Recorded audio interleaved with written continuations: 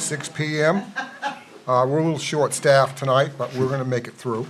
Glad to see everybody out in the audience. This is the biggest crowd we've had in a long time. Item 2 is approve the February 13th minutes. So moved. Second? All in favor? And the February 19th minutes. So moved. Second? All in favor? Public forum, this is an opportunity for anyone who wants to address the Board of Selectmen. All they have to do is come up to the podium and state your name and where you're from. Anything that's not on the agenda. No one? Okay. 4, consider a liquor license renewal application submitted by First Serve KPT Hospitality Group, DBA Mabel's Lobster Claw, 124 Ocean Avenue. So moved. Second? All in favor? All these ones I'm reading down, everybody that had to sign off has signed off, and this is one of the reasons why we're going to approve them tonight. Excuse me. Consider a renewal liquor license application submitted by First Serve Edgewater, Inc., DBA The Edgewater Inn, 126 Ocean Avenue. So moved. Second? All in favor? Consider a renewal liquor license application submitted by Bowden Hotel Corp., DBA The Colony Hotel, 140 Ocean Avenue. So moved. Second? All in favor? Consider a renewal special amusement application submitted by Bowden Hotel Corp., DBA The Colony Hotel, 140 Ocean Avenue. So moved. Second? All in favor?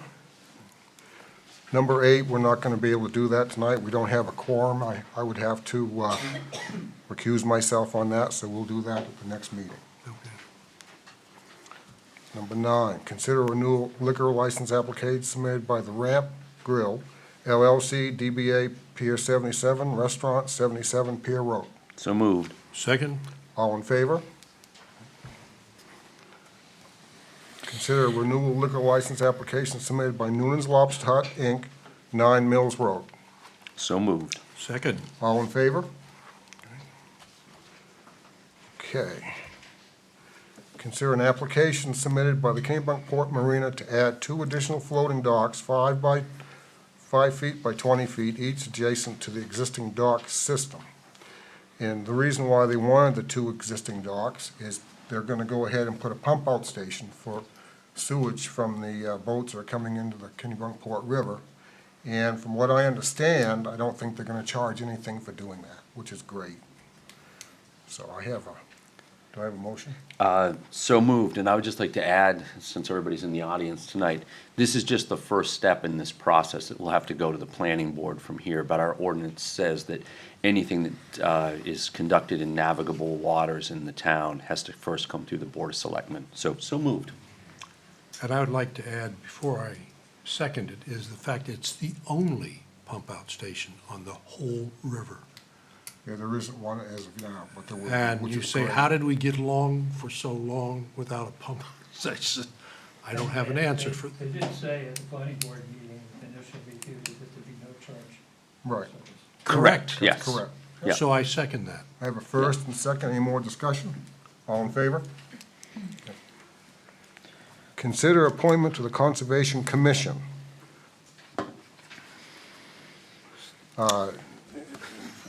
Ginny James has, I don't have her, do I? Yes. We know her father. We know. Well, Yeah. she's been on the board before. Well, I certainly can vouch for, I served on the Kennebunkport Conservation Trust Board of Directors with Jenny for a couple of terms, and she was an excellent director, they call them trustees over there, but I would nominate her wholeheartedly. And I second that. Okay, all in favor? 5:30. You third it, okay. And So, her term will end on June 2022. Okay. So now, sales market analysis update with vision appraisal. Hi, good evening. I'm Becky Becky. Nolet, the assessor's agent for the town. Sandra Schmucky here is representing, and it's actually Vision Government Solutions, not Vision Appraisal anymore, to just give a status update of how we're doing with the market adjustment project in Kennebunkport. Good evening. So what we've done so far is that the letters have gone out to the taxpayers who have purchased property in the last couple of years. Those sales are going to be part of the market analysis that we'll be doing here. And we're just letting them know that coming down in the next month or so, there'll be people that will be coming out to visit their properties to inspect them, to make sure the data is accurate on the assessor's records versus what they have there. So that's currently what the letters that have gone out. Also, if you're a property owner, there's income and expense forms that will go out. Those are going out during the next month to all those property owners, just to ask them to provide us with the income and their expenses that go with the property that they're renting out to other people. And really are doing the sales review right now, so I'm driving by in my car, I'm looking at the sales, just reviewing the data that we have on the assessor's records, and that is currently what's going on. So if you see an RDX with Massachusetts plates on it and a magnet that says the assessor's office on it, that's me, and I'm going out and I'm looking at those sales right now. Is this just gonna be like a drive-by? It's not gonna be a knock on the door or No, anything? the data collectors will be coming during the end of March and during April. Those will be the people that will be knocking on the door. I'm just right now driving by and looking at them. I look at them at different reasons for the data collectors. They're doing a physical inventory of the property, and I'm looking at properties for just seeing how things are going, what people are paying for them, and what the house is, where it is. So, And the time frame the time frame on of doing the. Having it all wrapped up, basically. Oh, well, Yeah. then the notices will be going out to the public in June. In July, we'll be meeting with the taxpayers, and I'll be back to the assessor's office before the end of July. And when you'll have all your information finished by the end of July, is that correct? Yes, Oh, yes, In time for us to set the new mill rate. really? Yes. Okay. yeah.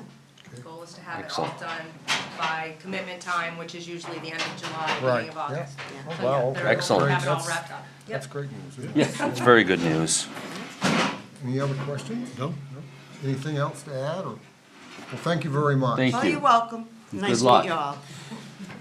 All right. Okay, RSU 21 Board Member Sarah Dory with an update on the enrollment task force. So you guys have a copy of the PowerPoint, but it'll also be behind you, so you might wanna Move. move over. And he'll put it on the TV, but for the audience, they'll be looking up there. Hello. Can everybody see? Okay, welcome. So I'd like to start first by extending a thank you to the three town managers, including Laurie Smith, for the invitation to collaborate on this important issue of elementary enrollment. On behalf of the RSU 21 Enrollment Task Force, we're pleased to be able to come before the selectmen and in front of community members to share the work that we've been doing over the last year in the task force. My name is Sarah Dore, and while I am both a resident of Kennebunkport and a parent of three children who have or are currently attending Kennebunkport Consolidated School, I stand before you tonight as a member of the RSU 21 Board of Directors and the chair of the Elementary Enrollment Task Force. The presentation tonight by myself, Gabby Grecken, and Interim Superintendent Dr. Phil Potenziano is the culmination to date of the work done by the current and initial enrollment task force groups. Over the last 10 years, our three towns have worked hard to collaborate, share resources, and invest in students and schools through a three-town, one-community philosophy. Despite this, a variety of factors like birth rates, housing costs, and aging populations have caused some areas in our shared community to experience growth in population, while others experience a decline. To date, assignment to an elementary school has been based primarily on the family's town of residence. As a result, some classes and grade cohorts are quite large, pushing the limits of desirable class sizes, while others are quite small. We see and hear evidence that both extremes are causing some negative impacts on the staff, students, and functionings of all our schools. While efforts have been made to mitigate these stresses, none have focused on a system-wide or holistic response that addresses the unique and complex needs of the district elementary schools and the collective community like the one that we will present tonight. Over the next 15 minutes, Gabby, Phil, and myself will share what we've learned about the current enrollment challenges and impacts across the district. We'll talk briefly about the history and current status of the work, and we'll present the current pending recommendations and the journey we took to arrive tonight. We'll also save time at the end to hear your questions and reflections on any strengths and concerns that you see. Very briefly, in 2018, the RSU 21 formed a work group charged with developing recommendations for balancing and stabilizing the number of students enrolled in RSU 21's elementary schools. After 10 months, the task force presented a final report with 6 recommendations, including 3 reconfiguration approaches for the school board of directors to consider. When they requested more information, the board convened a second task force, which began meeting in September 2019 with the established charge that you see here. Let's turn now to look at the current enrollment challenges and the impact across the district.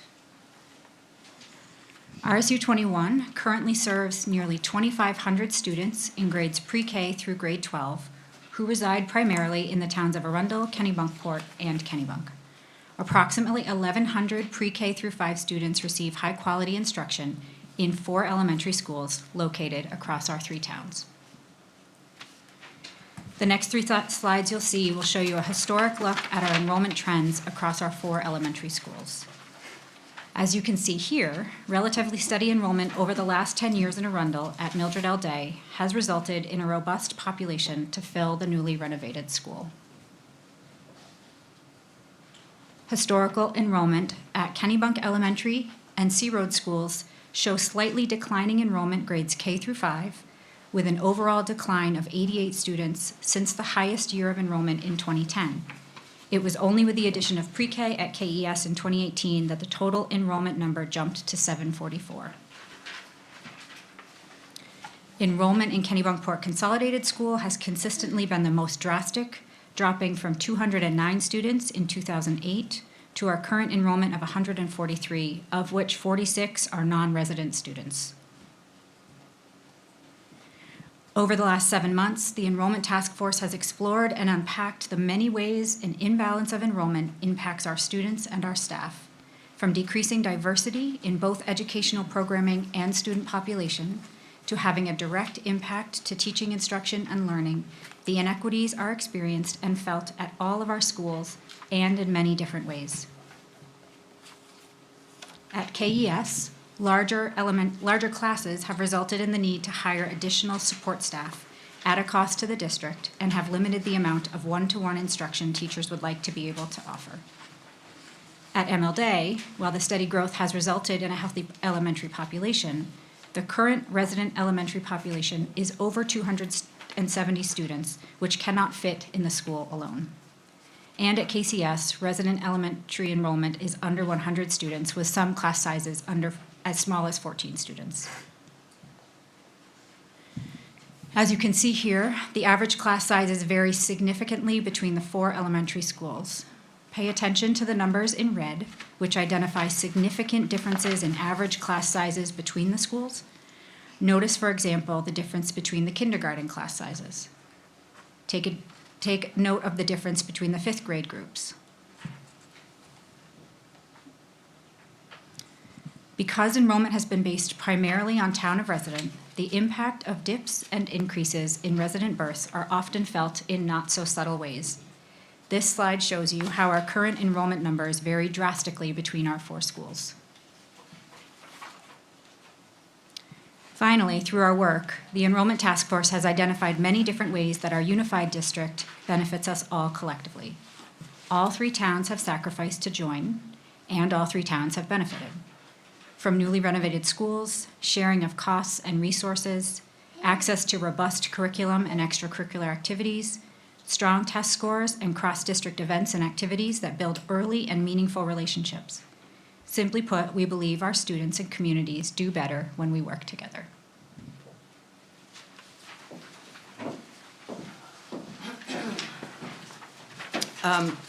Quick disclaimer, I have a cough, so I have a cough drop, so please forgive me. Secondly, I just want to mention that Sarah and I both live locally. We're going through this really quickly tonight. We have spent months on this, so please know we're all available, Phil as well, for any follow-up conversations. We're happy to meet you for coffee to talk more in depth about any of this. So I'm actually going to stick pretty close to the slides because I really want people to understand the process we've used in this next section, and the methods that we've used and the thinking that went into the recommendation that we're going to make. So, what am I pressing, Cheryl? Enter? Okay. So, we have actually explored 15 different options in depth to come to the recommendation, weighing the benefits and the drawbacks of each. That included the 3 proposals that the prior committee had passed on to us, and we explored them much more in depth than the prior committee was able to. That included 12 additional approaches that came up over the course of the last 9 months, both from our own work and from our engagement with the public. And it also included an in-depth analysis of the status quo. What if we did nothing? What would that result in? Oh, thanks, Phil. She said the arrow. We looked through a lot of factors and a lot of levers that could potentially help to address this problem. That included, as I said before, the status quo. What would it look like if we just maintained current school structures and current grade spans? What would it look like if we reconfigured the existing school structures and grade spans? How would the impact of decentralizing pre-K affect the potential solutions? We explored the potential of adjusting school assignment areas by proximity instead of town residents. So looking at assignment based on how close you live to a school rather than which town you look at. And the alternate to that is maintaining school assignment based on the town that you live in. We explored the option of blending all of the elementary school students in 4th grade instead of waiting until 6th grade, and looked at different school configurations that would do that. We looked at the possibilities of creating a district magnet or specialty school. We explored the impacts of grandfathering and delayed implementation in order to help ameliorate some of the impact of any new changed policies. And we also explored the possibility of closing a school given the declining enrollment that Sarah just alluded to, and discovered definitively that that's actually not an option currently based on our enrollment right now. It would have been an option prior to pre-K, but with the infusion of the pre-K students, the totality of our elementary students plus pre-K cannot fit in 3 elementary buildings. We need all 4 existing buildings, so that was no longer an option.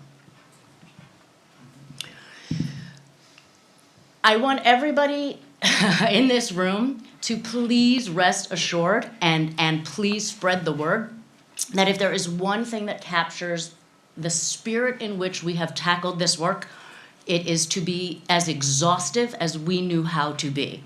We left no stone unturned in terms of data, and Steve, I think, can attest to that.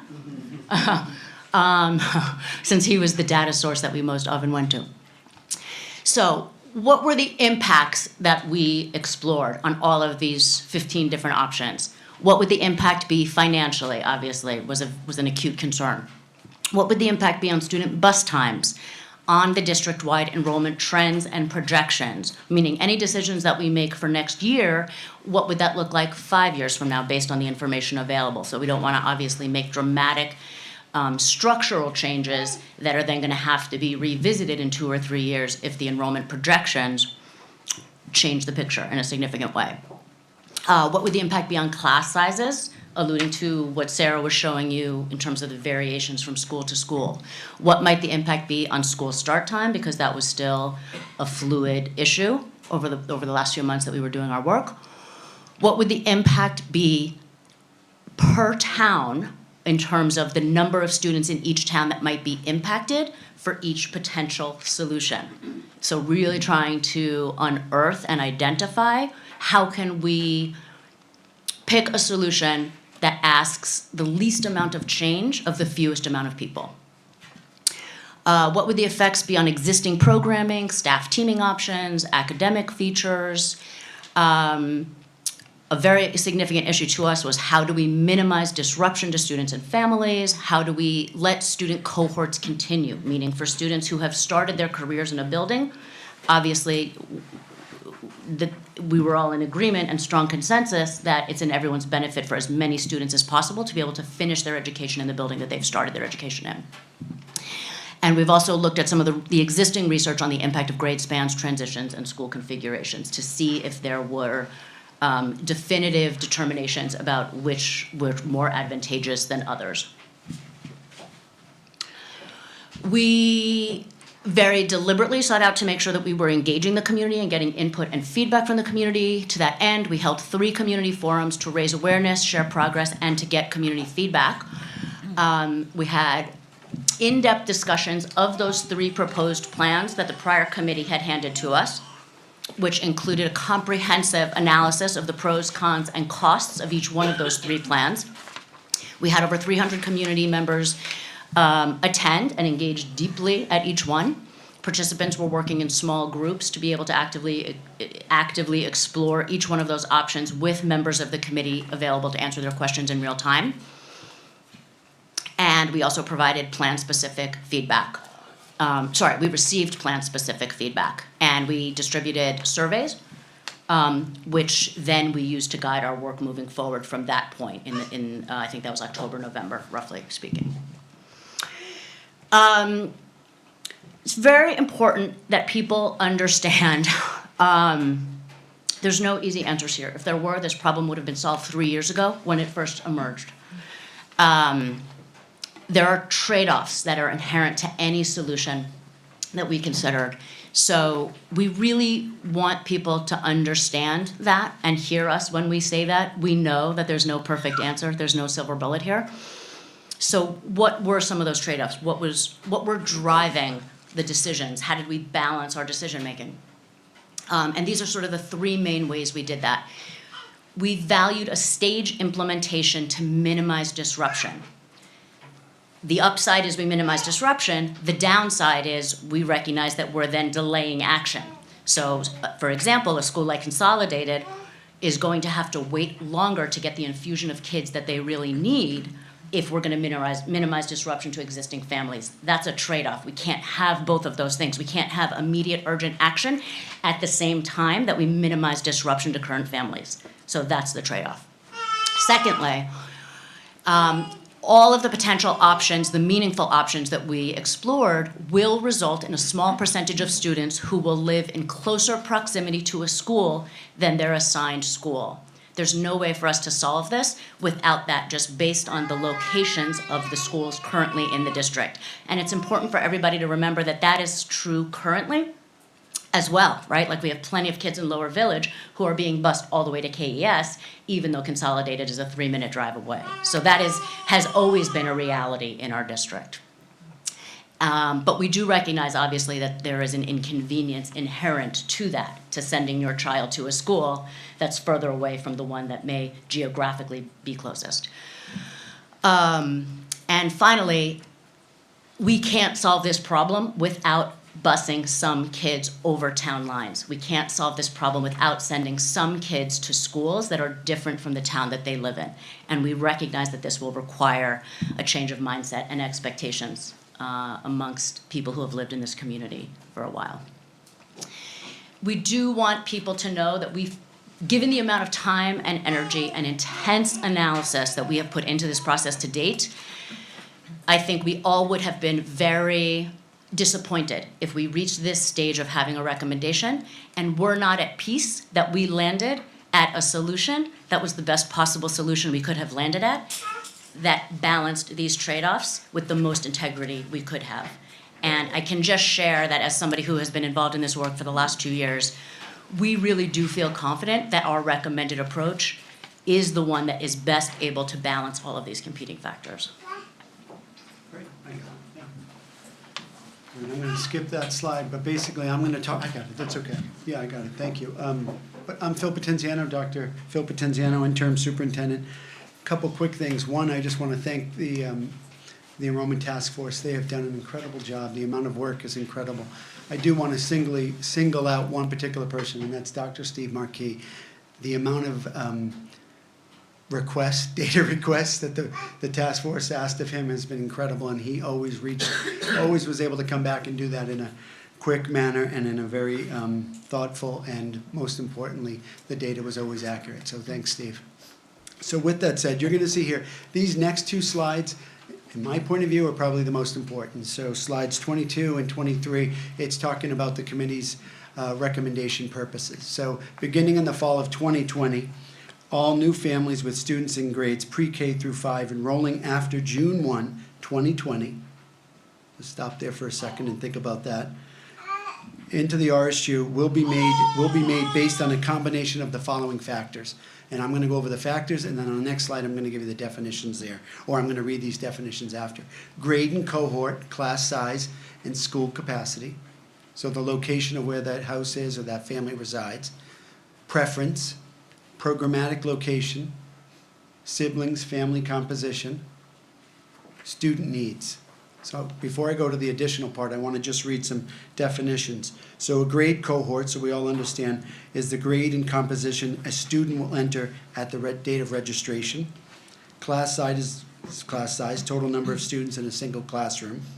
School capacity, the capacity of a classroom based on grade cohort and total enrollment at a specific school. Location, the distance or to the closest elementary school based on residence. Programmatic location, the location of a program, i.e. special education services or other programmatic services. Preference, that's a parent's preference on the school of placement. And then siblings and composition, those are other students that have gone through the system or a combination of those older siblings that have attended. And then lastly, student needs, consideration based on the unique needs of an individual student. Our recommendation, we feel, improves the educational equity and balance of enrollment. It minimizes disruption to the current enrolled families. It streamlines the location and process of a new student enrollment into one location. It provides transportation for all elementary students residing in the district and establishes consistent decision-making. Off slide, if you will, let me just say it's been a three-pronged approach. So with this recommendation that we have, we're recommending a 1-year delay of implementation for current families.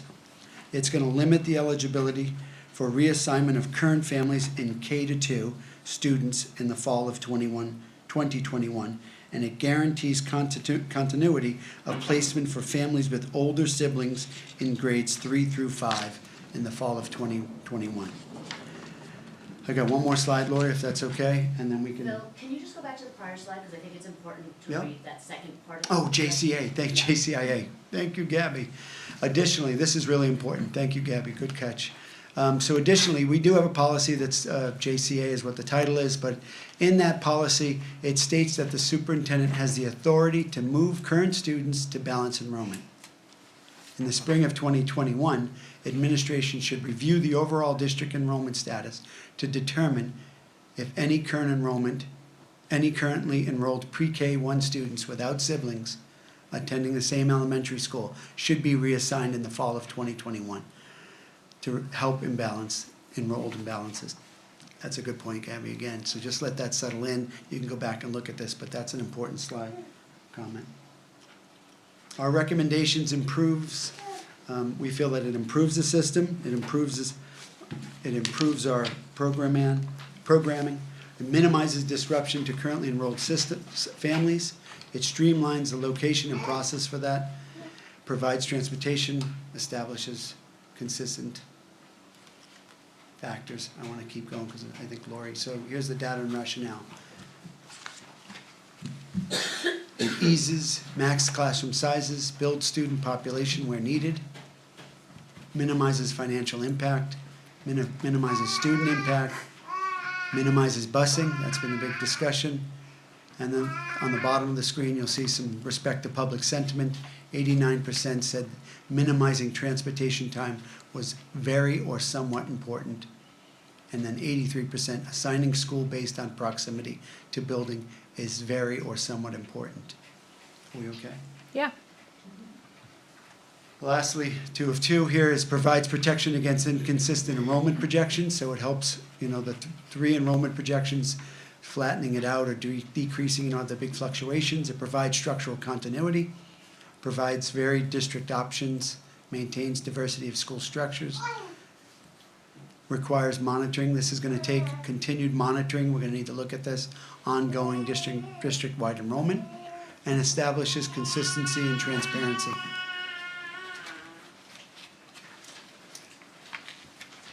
Some of the students will be attending other schools the one that is geographically closest to their home, true or current assignments, it says there. Lori, I want to be cognizant of time, but do you want to open to questions, or what would you like to do? No, we finish Keep up. going. Okay.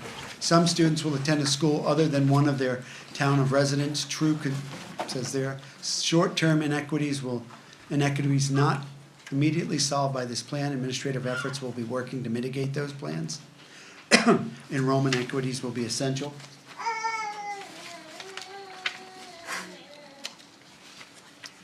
Reviewing all the current superintendent's agreements. Those of you who know that, we have superintendent's agreements. That means students that reside out of RSU 21 coming into RSU 21. So just to be blunt, we've said we won't be making any determinations until August 1st to help with that. All those individuals that currently have superintendent's agreements received a letter from myself saying that, so they've been notified.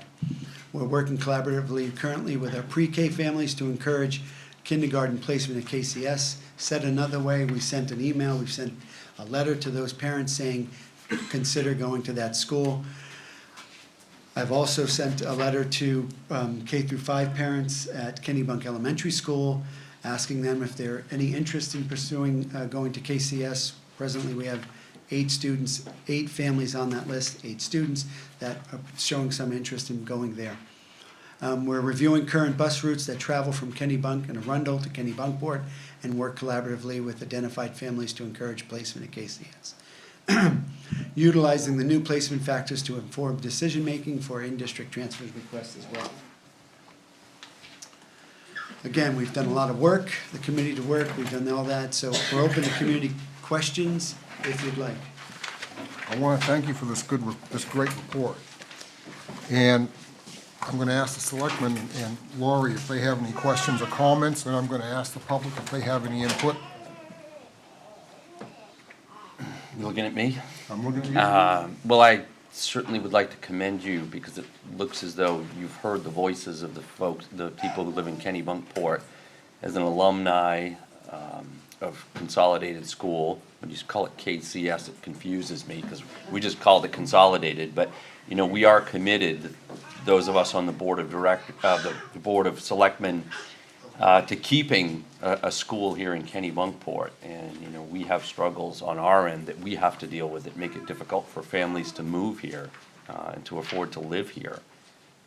But it looks as though that the concerns of the folks here in Kennebunkport have been heard, and I hope you can sell this throughout the district. Pat? Well, I got pushed off. Oh, my I'm microphone. sorry. Well, I Pardon me. can yell, but, Sure, there you go. No, I think the study has been very thorough, very considered at what you're doing. But I also want to remind everyone that this is one excellent school system. We're not talking about Mildred Day is better than Consolidated or anybody else. It's all under one management. So the quality of the school that your student attends is superb, no matter where they go. I would also say, having grown up and with my children, we moved several times, different schools. There were a lot of benefits gained by having new experiences, new challenges, and so forth going forward. It's not a bad thing. So just with a wonderful school system like this, every time you move somewhere, you say, where are the best schools? Well, it's all around us. So I think we're in good shape. Lori, do you have anything? Okay. I mean, I would just ask Phil, there was a lot of information in there, And we're happy to put this YouTube video, we'll do a clip of this presentation and share that, so Kennebunk knows what they're in for. And so, but I think if you could just go over the highlights in terms of the recommendation. So there were some specific pieces in there, and if I were a parent sitting in this audience, I'd be saying, so what does that mean to me? So I think what I could add to what Phil said is currently when a family comes to one of the 3 towns in our district, they register at the school of the town that they live in, right? So if a new family comes into Kennebunk, they go to KES, they meet with Ryan Quinn, and they register their kiddo at KES. What this proposes is a centralized registration, and so every new family that comes into the district will no longer register at one elementary school in their town. They'll register through central office. And I would say, living in the city of Auburn, that's how it worked. Even though there were Correct. multiple elementary schools, you didn't go to that individual, you went through the superintendent's office. Correct. Yeah, of course. And I just want to echo Lori, thank you for saying that, because most districts in Auburn, but even smaller districts, have a centralized registration.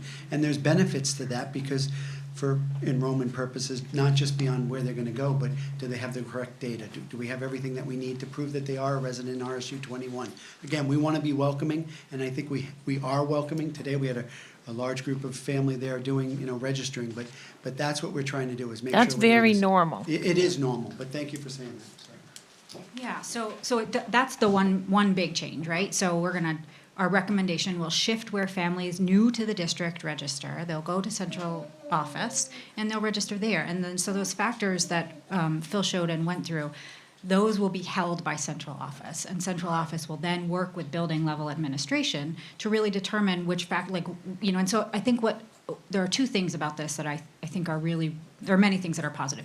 One is it requires consistent decision-making, right? And so right now, we've got 4 incredible elementary schools with 4 incredible administrative staff, doing incredible work, making different decisions based on the needs of their building. And so if we have centralized registration, now we have one sort of organization that's overseeing that in collaboration with our elementary schools. And then it allows for ongoing and consistent decision-making, right? So over the last couple of years, we've known it was a problem, but we didn't really get addressed in the way that it needed to as quickly as it did. And now 3 or 4 years later, it's turned itself into a bigger problem.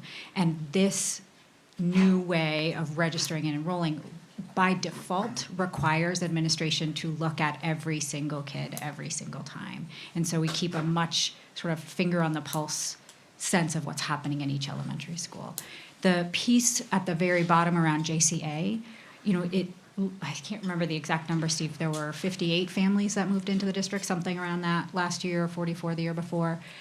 There's a lot of students and families that move into our district. So while we anticipate that this new proposal, which on the first sort of go-round doesn't impact any currently registered families or currently enrolled families, we are holding some space to allow for the current policy, which already allows the superintendent to move or reconfigure students if necessary. So if after the first year, we're going to redo the projected enrollment study that's going to be done in the fall, we're going to implement, if the board so chooses, this recommendation, and we'll ask administration to look in January, February, and see where we're at. And if it's necessary, if and only if it's necessary, then we would ask them to enact the current policy that already exists and look at students in the younger elementary grades that don't have siblings already enrolled in a particular school and see if there's room to shift them around. So minimizing impact to currently enrolled families. We all have already reached out to local real estate groups to really talk with them about what this means for families that are moving or interested in looking at the district, getting their opinions or thoughts on how to message that, how do we sort of do that collaboratively. So we're really looking forward to having those conversations in the next couple of weeks. So. I had 3 questions, I'm down to 1. Okay, great. Perfect. On stage action, how long do you think it's going to take for the consolidated to bring up their enrollment? Do you think it'll take several years, or? Yeah, it's a super good question, and anybody can jump in. I think it's hard to know, right, Ellen, because we can't predict who's going to move into the district. We can't predict at what grade they're going to move in, or are they going to be middle and high school families, or are they going to be families with 1 and 2 and 3-year-olds, or are they going to be elementary students? So it's a little bit unknown, and that's why we've sort of reserved and held space for that JCA in action. But what we do know is that over the last 2 years, we've had almost 100 families move into the district. And so we expect that we will see some improvement, we will see some gains, both not just at KCS, but remember what we showed in the other slides, reduction in class sizes that are already sort of bulging, right? That we'd be able to reduce those, we'd be able to sort of boost up classrooms that are small within policy or not within policy. And so it's a hard answer to predict. I wish we had it because it would make me feel even more confident than I do about this, but I think that's why one of our recommendations is that administration in January of next year, January, February, really digs back in and looks at this and says, okay, where are we? Did this work? Did this not work? What do we need to do next? So it is not a one and done approach. Thank you for that. Yeah, And by the way, I think you guys have done a great job in this presentation, and I want to invite the public to ask any questions or comments from the public. Before you do, if I may, I just wanted to reiterate that we have other meetings, and if I can just say those, so people watching this, Wednesday, March 4th, we're meeting with the Kennebunk Select Person Board at 6:30 at Kennebunk Town Hall. And then March 9th, we're meeting with Arundel at 6 p.m. at the Town Hall. March 11th, we have a task force meeting at Kennebunk Elementary School, B135. And then Wednesday, March 25th, we have a special workshop presentation to the entire school board at 6 p.m. at the Kennebunk Elementary School.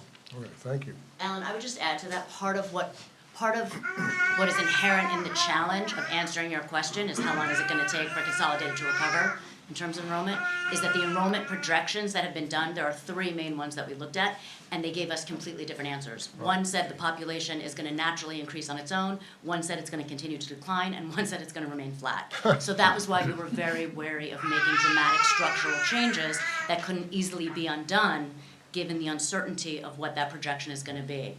And it's also why, as Sarah was saying, we very intentionally designed this to give us a year to see what does it look like a year from now, where we've started to enact some of these policy changes around new families and incoming families before we make changes to currently enrolled families. But it felt very important to us for currently enrolled families with younger students to know there is a possibility. We would love to say there's no chance you'll get reassigned. We can't say that because of the uncertainty.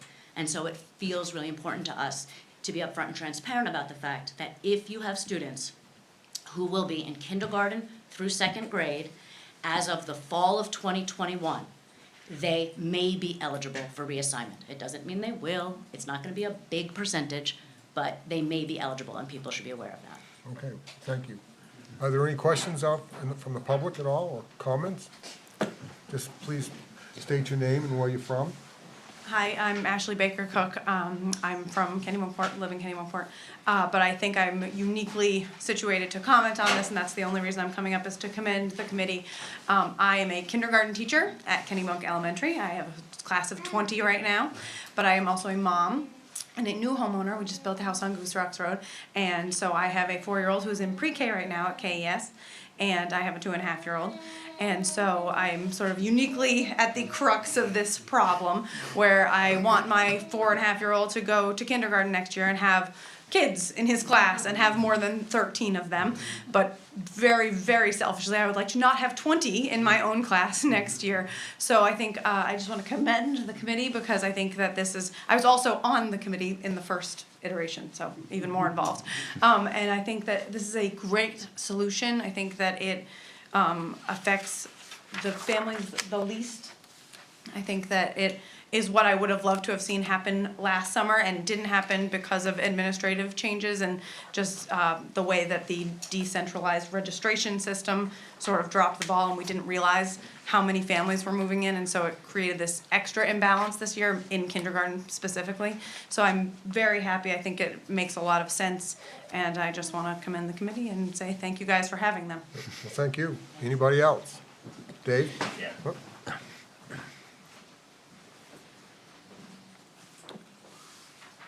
Yeah, I'm Dave James. I'm Executive Director of the Kennebunkport Residents Association. I have to say that I think this is a wonderful report that you guys have done. Difficult problem, as you said. Thinking about some of the trade-offs, remembering my old days in grade school and high school. Is there gonna be a significant impact on starting times for kids to have to get up to catch the buses when you start rearranging this going on? Don't answer that now, just something to think about.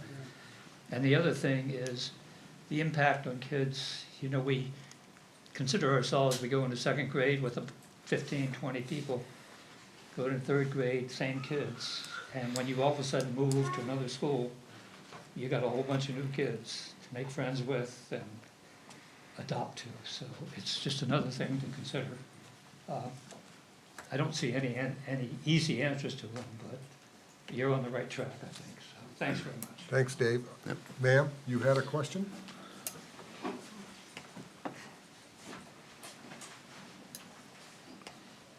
Hi, Tracy Gear. I'm a resident here in Kennebunkport. Both of my kids went through Consolidated during some of those peak years when you looked at that graph and are now in college, getting ready to go to college. So, and I also served last year on the first enrollment task force with the district. And I also want to just thank the group that picked up that work and did a great job this year, you know, kind of getting through the detail and really weighing the options that were in front of us. And I think, again, I am very, very happy with where this has landed also, just having been through the process from the beginning. I just did want to just put a hypothetical, because one of the things that surprised me a lot when I started with the task force last year was that over the last decade or so, if a family, say, moved into Lower Village, again, with a school that was a mile away, less than a mile depending on where you live, that family, even if they requested to be placed at Consolidated, were not placed at Consolidated. So even if they say, we want our kids to go, it's right down the road, the district would often say, no, you can't, you've got to go to KES because you live in Kennebunk. And that, for one, just kind of always surprised me. But I also, I guess in terms of where this policy is now, just a hypothetical. I wanted to put the hypothetical and then see what the response is. So say, hypothetically, someone moves into Riverlocks in July, and they have a 6-year-old. This year, will that child be automatically placed at Consolidated based on the central, coming into that central administration and then being, all those factors being looked at? Hypothetical. That, starting now, so if that happened tomorrow. After June 1. If you could come Yeah, up to the so anybody microphone. listening at home, the Yeah. answer is yes They to would that need question. be able The to answer hear is the yes. answer. Yeah, no, that's great. Great question, Tracy, and thanks for asking that. So anyone that registers after June 1st will be, that hypothetical there, that individual, that child would be going to Consolidated. Yeah. What's that? Oh, using those be. factors, could be. Thank you, yes, right, using those factors. But that's Well, true. and the RSU board would have to adopt this, Yeah. Yeah. It's already adopted, that policy. that policy, but That this policy, but- enrollment but task force When we go back report. to the enrollment task force, we'll be having that with the board, and the board will have to adopt these recommendations. If I can just say one more thing. if I Sure, may. absolutely. A lot of data, Laura, you're right, there's a lot of data here. If anybody watching the video or, you know, reading this wants to meet with myself, or anyone, let us know.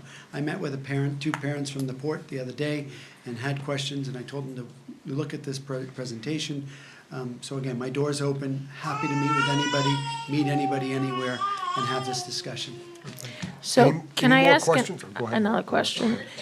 So I know I've heard from some people about transportation and how that might be concerning for them, or whether it means that we might need additional buses or additional bus routes. And so I know you're working through those probably, but I'm just curious if you have any response to that. I think it's early, it's premature. We're looking at those, Steve, all of us, Director of Operations as well as Director of Transportation, but we'll be able to take care of it, but I don't think there's anything I can say more beyond that. Okay. Fair enough? Any more questions? Okay, come right up. Next generation. There you go. She's going to Consolidated. I'm Megan Michaud. I'm from Kennebunkport. I live here. I went to Consolidated. I have a second grader in the very small class, a 3-year-old in this one, so I'm doing my part. But no more. I also was on the first committee. I think this shows that several of us showed us how invested we are in making sure that this process has played out. I'm so impressed with the presentation tonight and how thoughtful and detailed and all the data that was looked at. I think that this feels right in terms of like flexibility and giving the administration the ability to really look at things from year to year and make it work. So I really don't have a question. I just think it was great work. I really wanted to commend you all.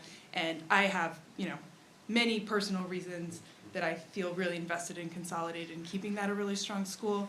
And I think if we didn't have it, when we moved back, we probably wouldn't have moved back to Kennebunkport. So I think just also in terms of the long-term viability for this town and for bringing young families, we need these strong elementary schools in an ongoing way. So I just wanted to add that. Thank Very you well guys so said. much. Thank you. Anybody else? Last call.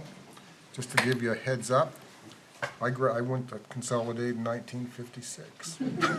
Well, to those of you who don't know, I went there, but not in I wasn't even born then. But we went K through 8. My class was the last class to go. We went all the way through, and then we got thrown in with with the Kennebunk kids. And we weren't quite 50-50, but it was probably a 60-40 split.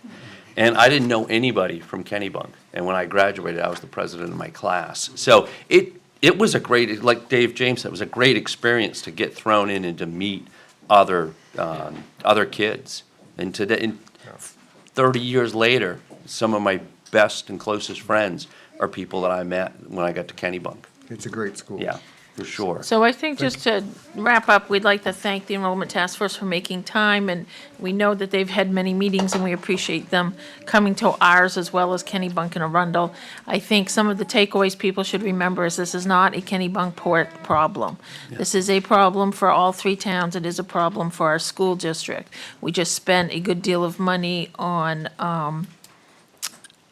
our assets of buildings and infrastructure, and we want to make sure that those are used wholly, and that also that there is certainly equity in terms of staffing and resources for all students.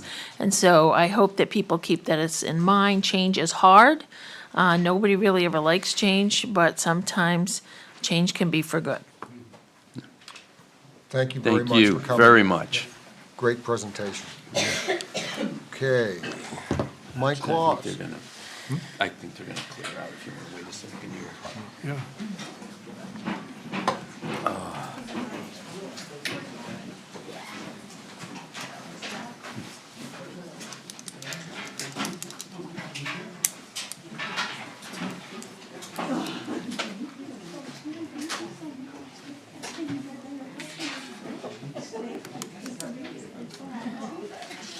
Well, it's nice to, the school board probably not be on the opposite side I of know, the issues with them. I know, usually we are. Yep, you're up, Mike. Mike Claus with an Ocean Avenue seawall update. Glad to see you, Mike. Hi. Thank you. Good night. So our update on the Ocean Avenue seawall is we will be starting on Monday with Shaw Brothers will be showing up to do their layout work and prep work. And that'll get going. Our goal is to be done by Memorial Day. One of the reasons I'm here tonight is we had an issue with our guardrail when I approved the shop drawings. I had looked at the quote, and it was for standard guardrail, and I checked off, okay, meets the guardrail standards. The guardrail standards are for galvanized guardrail, so I did not get colored guardrail, which we had discussed with the neighbors. So the color we're getting is gray. We asked Shaw Brothers what the cost would be for colored guardrail to color the galvanizing, and that came out to $80,000, which I thought was way too much. That's $200 a foot, correct? Correct. Roughly?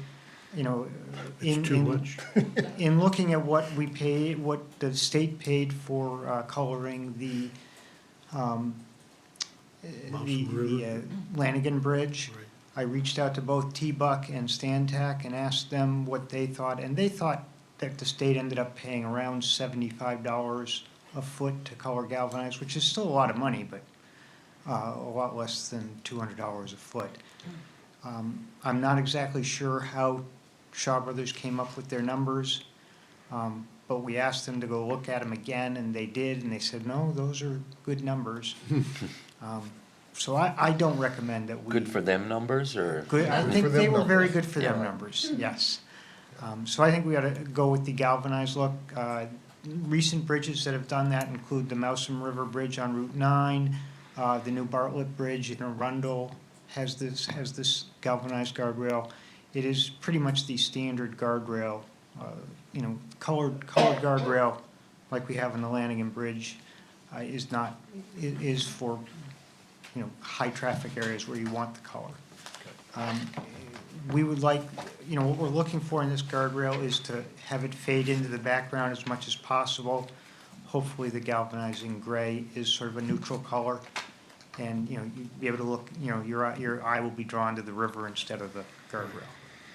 Do we need a vote for that, or are we all set? No, You We've you already- don't need we to voted vote it, for it. yeah. I mean, We the, just don't. the contract was awarded. We're just letting you know that this and why. unfortunately has occurred and want to know if you want us to take any action. We don't have any funding for you for Right, $81,000, We don't, I don't want to. but we How about want clarity from you. Well, we don't have $81,000 to purchase the guardrail, so. I Or agree. the I colored. don't- Leave it the way it is. And if we all remember correctly, we've gone over budget to make accommodations to people in that area. And I'm not saying that, to put it in anybody's eye, but, I mean, I think we have done above and beyond what we would in a normal project. We've taken things into consideration and, we don't have the money. Well, I just would like to see the project started and finished. Exactly. Well, frankly, it's an improvement. It It's is. safer. It's, It that's what needed it's to be supposed to. done. That's correct. Let's Yeah. move on. We're set on It's got, that. it's gotta look a lot better than that old Oh, yeah. fallen down Oh, concrete that's without down a there doubt. now. Without An a doubt. iron pipe. Thank you, Mike. Okay, thank you. Okay, authorize a quitclaim deed for map 13, block 6, lot 10.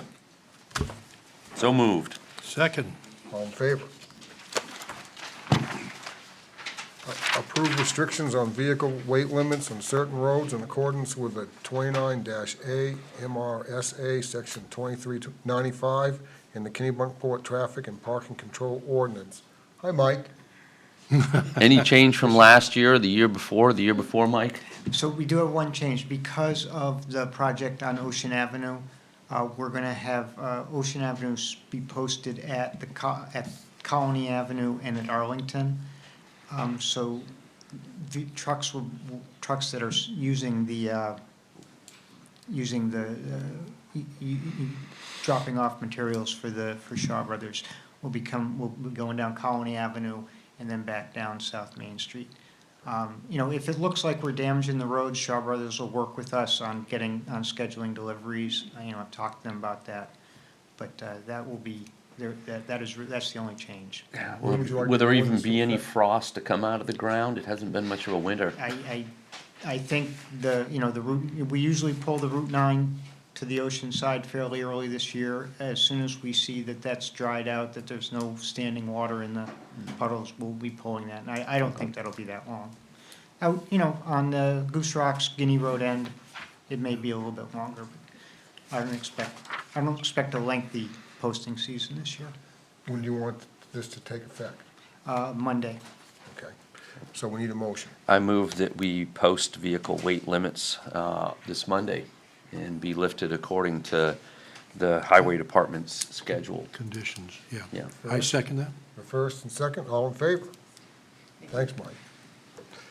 Okay, accept a donation of $485.74 from the Wellness Committee at Consolidated School to the Emergency Fuel Fund. So moved with much appreciation. Likewise, I second that. Me too. Thank you. All in favor? Yes. Okay, other business, Pat, No, sir, nothing. Ed, I have none, thank you. Laurie? I would remind everybody about the election coming up on Tuesday. So it is the primary. We also have a local ballot question on our site plan and land use for the hearing notice. So we'll be open here all day for voting. Is that Okay. also the question, the vaccine question as well? Vaccine question as well, yep. Is that it? Good. Okay, approve the February 27th warrants. So moved. Second, All in favor? Move to adjourn. second. All in favor? Thank you, everyone, for coming. Yes. Arlene, would you like to? Sure. Yeah.